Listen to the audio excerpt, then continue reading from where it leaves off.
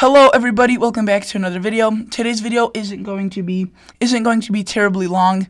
I'm not going to bore you with it, but not only because of that, but I also have a concert, so I need to hurry up with this video. But after the concert, I don't want to make another video because it will be too late, and then tomorrow I have another concert, so I just wanted to make this video out quick, probably under 10 minutes, but it's just going to be an update on the hurricane that could be forming, and most likely will be forming. I mean, at this point, let me just show you. So, you can see there's going to be, first of all, a lot of rain and a lot of moisture, a lot of precipitation across much of the country, leaving up to 7 inches of rain localized in some areas. Wouldn't be surprised if there are some double-digit rainfall amounts.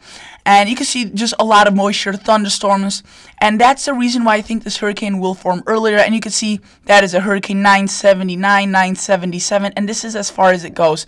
But as you can see, if we go back and track, you can see on the previous model run, it was hitting Alabama, maybe the Panhandle of Florida. Earlier, it was even going to hit Louisiana. Now it's shifted to hitting potentially hitting the East Coast. So this is a potential hurricane that could hit the East Coast. Florida is in danger. Georgia, South Carolina, North Carolina. I would say the whole eastern seaboard. I would actually, at this point, say that the whole coast needs to be aware of this hurricane. This threat for this tropical storm / hurricane. We don't know the strength of it yet, but hopefully this hurricane moves off so far east and keeps off moving that it just won't hit the coast. But that is just one possibility. It has a lot of real estate to just turn and hit, and there's a good chance that there could be a high up there, up north, and that could just be spinning the winds, I think clockwise, high spin clockwise. Yes, it would be spinning the hurricane towards the coast. So there's a lot of possibilities where it could go, but there's also a lot of possibilities where it can't go, and we just really need to watch this, guys. So I will just go you in depth and show you. So you can see this is where it starts, 984. You can tell this is a hurricane because of how tightly these millibars are packed. I mean, that is strong winds. If this was on land, this would be a marvelous storm. I wanted to find a better word for that because marvelous in terms of meteorology and the actual records it's going to break, but not so marvelous for the people getting impacted by this. But it would be a giant storm across land, and you could see 977 is just under the bar of being a Category 2 hurricane. So this is definitely something we can't joke around with. I'm not putting out this video just to get views, guys. It may seem like it because there's a lot of other channels that are just blaring about it every day, putting videos out. I'm just really trying to warn you guys about this. And I'm not trying to hate on other channels. I mean, they're doing their job. Everybody has their own life. They're just trying to potentially earn some money, maybe just even warn other people about it, but they're getting the wrong meaning through. But I'm just really trying to show you guys that I really just care about the people, and frankly, I can't even pull out money out of YouTube yet. I don't even have the PIN address sent to me, so that's not really, even if I do earn money off of this, which this is not the main goal, but like some YouTubers just put out clickbait and stuff like that, I really can't do this on this channel because that would just ruin my reputation. What's the point of being a mean person and pulling people in just for the views? So this hurricane can hit potentially the northeast, so the title will probably a hurricane might hit the East Coast, because that is definitely a possibility. That's not really hyping it up, so I think that's what the title will be. I'll still need to think about it. I would like to go into total accumulated precip, and you can see anywhere where this hurricane passed, bright yellows. We go to the graph, anywhere that's bright yellow, 20 inches of rain. I mean, that's a lot of rain, guys, if you ask me. And not if you ask me. I mean, what am I saying? This is going to be a lot of rain, whether if you experience a lot of rain or not. I mean, Florida does experience a lot of rain throughout the year, more than, say, in Wisconsin. But this is still a lot for 10 days. Some areas don't even see this much rain in the whole year. You can see even some white colors showing up. That's not even on a graph. So this is possibly up to 20 inches with this storm. So a lot of rain. The wind doesn't seem to be terrible, and if I go to MLSP 800 millibar wind, you can see some purples getting in You can see, but that's not anything that is going to be record-breaking in terms of hurricane strength. Possibly up to 90 miles per hour of wind gusts, or wind. But keep in mind, this is 150 feet in the atmosphere up. So if we go 10 meters, then you can see that winds are much weaker. So this is what it is at the surface, and barely breaking the 50 mark. So again, I said that this could be a potential Category 2 hurricane based off the pressure reading. However, based off the wind reading, doesn't seem like if it will be a Category 2 hurricane. Maybe not even be a category, maybe not even be a hurricane, just might be a tropical storm. But that is definitely something we will need to watch, this hurricane. I keep repeating this because it is something we'll need to watch. And that's basically it about the hurricane. I mean, you can see this is as far as it goes. If I take a couple model runs back, let's for example go to the 6 o'clock Friday one, which is today in the morning. You could see it was taking a completely different track, going right through Florida and up the East Coast.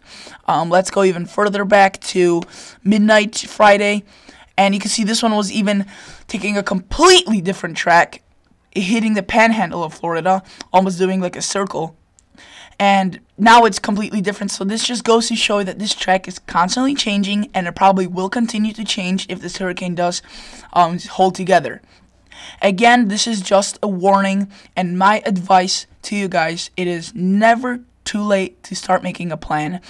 Whether this hurricane hits you or not, there's a good chance that you could get hit by another hurricane, tropical storm, or any severe weather event that could lead for your family needing a disaster plan. So just in case something does happen, I think everyone, not only just people on the coast, should have an emergency weather plan for their family to keep them safe, and for your pets also, because they're obviously part of your family. But so yeah, this storm, you can see it's shifting a lot in a lot of places. I'd like to now go to temperatures, to meter temperature, namely just shift the focus to the actual inland United States and shift away from the seas.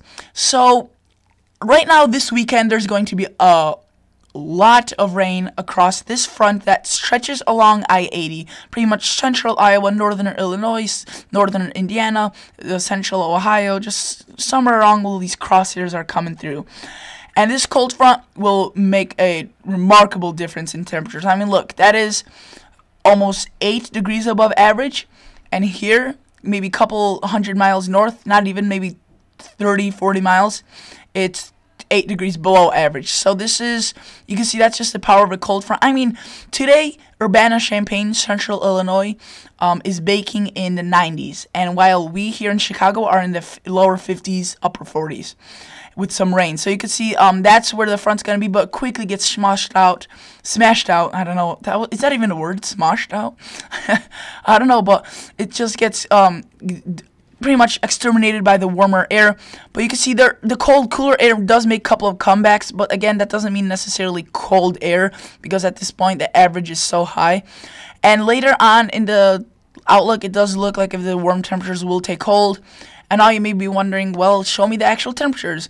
And that's exactly what I do. So this, anywhere you pick your location on the map, let me just go shift this back to hour 0. Here is the time and date at a specific time. So you can see that's the difference between the temperatures. I mean, look, 80s, 70s here, and then 40s, 30s across northern Illinois, Wisconsin. And that's where exactly those two meet. That's where exactly where the rain will fall, at least the heaviest rain. And I'll show you guys that in a minute. So you can see eventually the cooler air does get squashed, not smoshed. And the warm air just, you can see a couple of cooler days, possibly in the 60s for some of the areas. I think this is a little bit too cold, 47, I don't think it's going to be that cold, especially in May, mid of May. And this is also, again, just like the hurricane, constantly changing, but you can see it really starts warming up. And like I mentioned before, there's a potential for a heat wave across the country. You can see 90s, 100s across Texas, Nebraska, Kansas, Oklahoma, even Arkansas. So a lot of warm air, and that is the main fuel for a lot of thunderstorms and heavy rain. So May usually is a rainy period, And this is actually, let's go back to the 12 o'clock run. So May is usually a rainy time period, but this is going to be a pretty above normal rainfall amounts. You can see this is where the cold front is somewhere, these two temperatures. That's exactly what I told you, this rain moving from west to east and causing some a lot of rain to form. And then you can see this isn't just full on rain, like widespread rain. This does seem to be more like scattered thunderstorm, just popping up one here, one there, one there. It's just that GFS picks it up as a whole blob of moisture because it can't really depict individual thunderstorm cells. But you can see a lot of systems that could impact, and then at the end we could even have that hurricane, which could be a complete pain. But that's basically it, guys. So basically, if you want to plan out for the next couple of weeks, go to tropicaltidbits.com and tropicaltidbits.com, and it's right there, tropicaltidbits.com. Just type that in and you go to GFS or her model. All the models are here, and pick out your location and do your thing. You know, see in my opinion, the next 2 weeks are gonna be very stormy for much of the country in terms of thunderstorms. There's going to be a lot of moisture, I think, a lot of humidity. I'm not specifically sure about the fire danger. I don't think it's going to be too high. However, I do think that flooding concern is definitely a thing. And, of course, above all, the hot temperatures, I think, are going to be occurring at least across the eastern half of the country. I would like to show you the total rainfall amount once again, and this is going through 384 hours, which is about 10 days. You can see much of the country above 2 inches other than the desert southwest, but a lot of rain. So again, stay safe. Please consider liking this video. Please consider subscribing to my channel, and see you guys in the next episode.